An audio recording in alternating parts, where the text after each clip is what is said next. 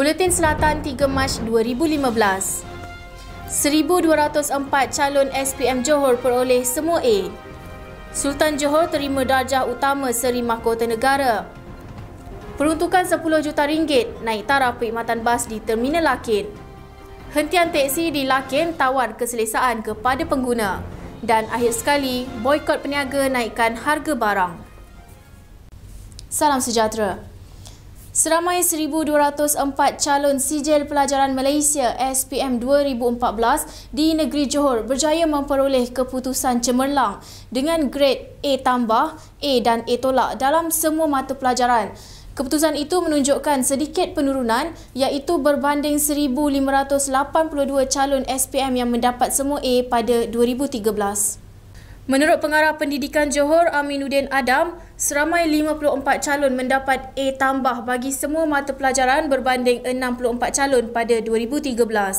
Katanya indeks grade purata nasional JPN negeri bagi negeri Johor pada 2014 ialah 5.00 mata iaitu penurunan sebanyak 0.13 mata berbanding 4.87 mata yang dicatatkan pada 2013. Bagaimanapun, indeks GPN Johor masih mengatasi pencapaian nasional sejak 2011. Jelas beliau sebilangan besar yang memperoleh keputusan cemerlang ini terdiri daripada kumpulan calon yang menduduki 9, 10 dan 11 mata pelajaran. Yang di-Pertuan Agong Tuanku Abdul Halim Muazzam Shah berkenan mengurniakan darjah kebesaran darjah utama Seri Mahkota Negara DMN kepada Sultan Johor Sultan Ibrahim Almarhum Sultan Iskandar. Perdana Menteri Datuk Seri Najib Tun Razak yang mewakili Seri Paduka telah menyampaikan pengurniaan darjah kebesaran itu kepada Sultan Ibrahim dalam satu majlis ringkas di Istana Bukit Serin. Majlis penyampaian darjah kebesaran itu turut disaksikan oleh Tunku Mahkota Johor Tunku Ismail Sultan Ibrahim, Tunku Temenggung Johor Tunku Idris Sultan Ibrahim dan Tunku Panglima Johor Tunku Abdul Rahman Sultan Ibrahim. Antara pegawai kerajaan persekutuan dan kerajaan negeri yang turut hadir ialah Ketua Setiausaha Negara Tan Sri Dr. Ali Hamzah dan Menteri Besar Datuk Muhammad Khalid Nordin. Darjah kebesaran itu dikurniakan kepada Sultan atau Raja yang memerintah negeri. Selari dengan perkembangan pesat di Johor Bahru, Terminal Pengangkutan Awam Lakin atau Lakin Central bakal berubah wajah apabila Johor Corporation JCOB akan menaik taraf terminal itu yang dijangka siap pada 2017. Menteri Besar Johor Datuk Muhammad Khalid Nordin berkata dengan perbelanjaan RM10 juta ia mampu memberi perkhidmatan yang lebih selesa selain mengurangkan kesesakan jalan serta selaras matlamat kerajaan negeri yang mahukan sistem pengangkutan awam yang efisien. Fokus dan tumpuan kerajaan negeri supaya negeri kita dan di Johor Bahru ni kita mempunyai sistem pengangkutan awam. Kita memang nak menggalakkan rakyat untuk menggunakan pengangkutan awam. Bukan saja dia mengatasi soal kesesakan, tapi kita juga mahu supaya rakyat beri keutamaan supaya kalau mereka guna pengangkutan awam maka tak adalah mereka beri keutamaan untuk beli kereta dan sebagainya. Mereka boleh beri tumpuan untuk membeli rumah dan sebagainya. Datuk Muhammad Khalid yang juga pengerusi JCOB menjelaskan kerja-kerja penambahbaikan itu akan bermula akhir tahun ini melibatkan kaunter-kaunter penyusunan tiket, penambahan hentian bas selain ruang menunggu berhawa dingin yang mampu menampung 1,000 orang. Dalam pada itu katanya Johor merancang menyediakan sistem bas rapid transit BRT melalui kerajaan pusat dalam rancangan Malaysia ke-11 bagi membiayai kos menyediakan pengangkutan awam yang lebih cekap khususnya di Johor Bahru. Kita memang ada kemuka kepada kerajaan pusat, itu antara permohonan yang paling utama dalam rancangan Malaysia ke-11 iaitu untuk membiayai perancangan kita untuk menyediakan pengangkutan awam yang lebih efisien khususnya di Johor Bahru. Seperti complete overall bus rapid transit system. Jelasnya Perbadanan Pengangkutan Awam Iskandar Malaysia PAIM dipertanggungjawabkan mengeluarkan buku pelan induk pengangkutan awam Johor bagi panduan kepada pihak berkuasa tempatan PBT memenuhi kehendak masyarakat setempat. Beliau berkata demikian pada sidang media selepas merasmikan hentian teksi berpusat di Lakin Central, Johor Bahru. Hadir sama Exco Pendidikan, Pembangunan Usahawan dan Koperasi Negeri Mat Jais Sarde, Exco Pelancongan Perdagangan dan Kepenggunaan Negeri Datuk T. Siew Kiong, Ketua Eksekutif Jacob Datuk Kamaruzaman Abu Kasim dan Penasihat Koperasi Teksi Kasturi Khalid Muhammad. Sementara itu, Penasihat Koperasi Teksi Kasturi Khalid Muhammad berkata, dengan kewujudan hentian teksi berpusat di Lakin Central, beliau yakin ia dapat menyediakan perkhidmatan teksi yang baik. Katanya perkhidmatan hentian teksi berpusat ini adalah yang pertama diwujudkan di Johor Bahru dan pastinya akan memberi keselesaan kepada para pengguna. Hentian teksi berpusat ini adalah yang pertama di negeri Johor serta yang kedua terdapat di negara kita. Yang pertama adalah di Kuala Lumpur dan perkhidmatan yang kita berikan ini adalah selaras dengan peruntukan undang-undang dan termaktub di bawah Suruhanjaya Perkhidmatan Awam Darat, iaitu kita menaikkan charge kepada para penumpang sebanyak RM Malaysia RM2. Sebagai balasannya, para petugas kami akan memberikan perkhidmatan kepada para penumpang seperti membantu penumpang mengangkat beg mereka, mengisi beg di dalam teksi, dan di samping itu penumpang juga tidak perlu untuk menunggu teksi ataupun berdiri menunggu teksi, kerana petugas kami akan memanggil teksi untuk mengambil mereka di tempat di mana di ruang yang telah disediakan. Beliau berkata demikian ketika berucap pada majlis pelancaran hentian teksi berpusat di Lakin Central, Johor Bahru. Tambah beliau, perkhidmatan teksi berkenaan yang telah dijalankan sejak Januari lalu mendapat maklum balas positif daripada orang ramai.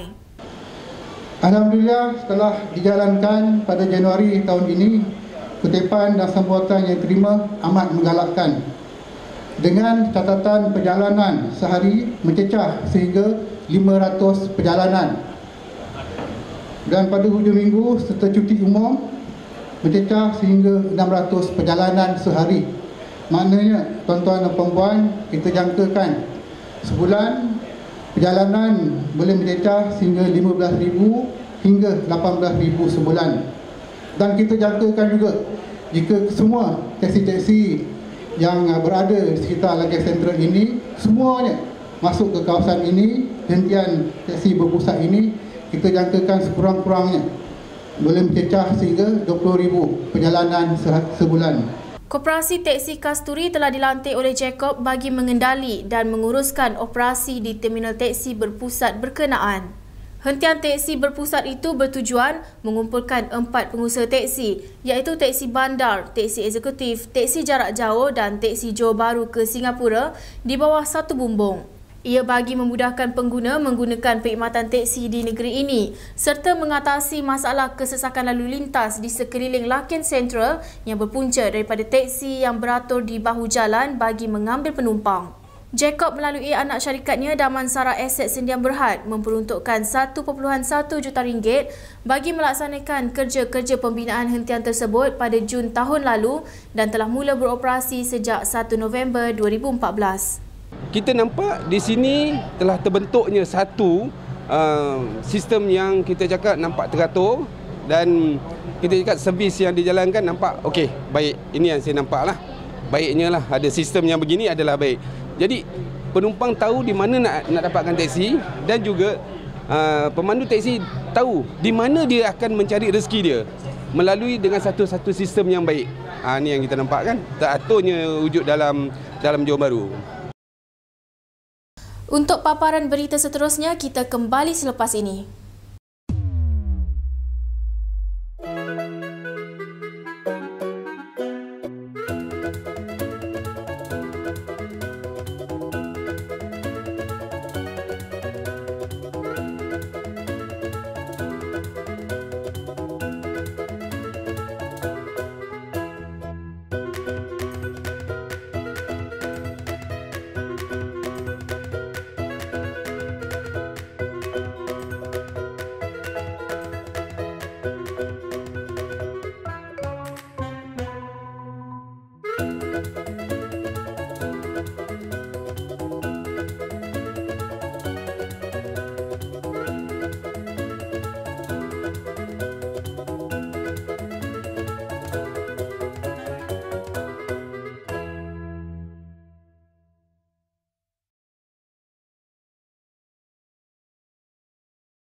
Kembali semula. Orang ramai dinasihati supaya menjadi pengguna bijak dengan memilih kedai yang menawarkan harga berpatutan dan memboikot peniaga menjual barangan dengan harga tidak munasabah. Pengerusi Jawatan Kuasa Pelancongan Perdagangan dan Kepenggunaan Negeri Datuk T. Sikiong berkata, ini kerana beliau menerima maklumat ada segelintir peniaga yang menaikkan harga barangan hanya kerana kenaikan harga minyak. Memetik laporan utusan online, katanya kenaikan harga minyak tidak boleh dijadikan alasan untuk peniaga berbuat demikian dengan sewenang-wenangnya. Justru beliau menyeru kepada orang ramai agar menjadi pengguna yang bijak serta memboikot peniaga yang mengambil kesempatan terhadap kenaikan harga minyak. Beliau berkata demikian selepas melancarkan kempen penurunan harga 2015 peringkat negeri di Econsafe Cash and Carry. Kempen penurunan harga barang yang dilancarkan kerajaan itu juga antara usaha dalam menangani kenaikan harga barang yang tidak munasabah susulan kenaikan harga minyak. Turut hadir Timbalan Ketua Setiausaha Pengurusan Kementerian Perdagangan Dalam Negeri, Koperasi dan Kepenggunaan KPDNKK, Datuk Zaidun Asmuni dan Pengarah Operasi Econsafe Negeri Mas Imran Adam. Institut Penyelidikan dan Kemajuan Pertanian Malaysia MARDI menggalakkan rakyat agar menanam pelbagai sayur dan buah-buahan menggunakan kaedah fertigasi yang lebih mudah dan cepat mengeluarkan hasil. Pengarah MARDI Johor Saniah Kormin berkata antara yang mudah ditanam menggunakan kaedah itu adalah cili dan melon yang mampu mengeluarkan hasil lumayan. Menurut beliau, sudah ada yang berjaya menjadi usahawan pertanian dengan mengamalkan penanaman menggunakan kaedah ini dan MARDI sedia membantu mana-mana pihak untuk mengaplikasikan penggunaannya. Sania berkata MARDI pada bila-bila masa bersedia membantu mana-mana pihak yang mahu menjadikan cili sebagai tanaman utama seperti di Pasir Putih Kelantan yang kini merupakan pengeluar cili utama bagi penghasilan sos. Menurut beliau, MARDI turut memperkenalkan benih cili tempatan bermutu tinggi selain yang diimport dan ia boleh membantu merealisasikan hasrat berkenaan. Pasukan Polis Marin PPM Wilayah 2 menahan seorang wanita dan merampas 6,870 paket rokok seludup bernilai lebih RM65,000 termasuk cukai dalam pemeriksaan di sebuah premis perniagaan di Pekanenas Pontian pada Ahad lalu. Komandannya SCP Paul Q. Konciang berkata pemeriksaan dilakukan pada pukul 10.30 pagi oleh sepasukan anggota PPM Wilayah 2 menerusi Ops Landai. Beliau dalam satu kenyataan berkata kesemua rokok serta wanita yang juga merupakan penjaga kedai itu kemudian dibawa ke Markas Taktikal PPM Wilayah 2 Kukuk Pontian untuk tindakan lanjut. Katanya PPM Wilayah 2 sentiasa komited dalam membanteras aktiviti penjualan rokok tidak sah dan sehubungan itu, orang ramai diseru supaya menyalurkan maklumat tentang kegiatan itu, terutamanya yang berlaku di persisiran pantai. Kes disiasat mengikut Seksyen 135-1-D Akta Kastam 1967 kerana memiliki barang tanpa kelulusan kastam. Sekian sahaja edisi Bulletin Selatan untuk hari ini. Terus layari kami di www.tvselatan.com.my untuk paparan berita yang menarik. Salam takzim.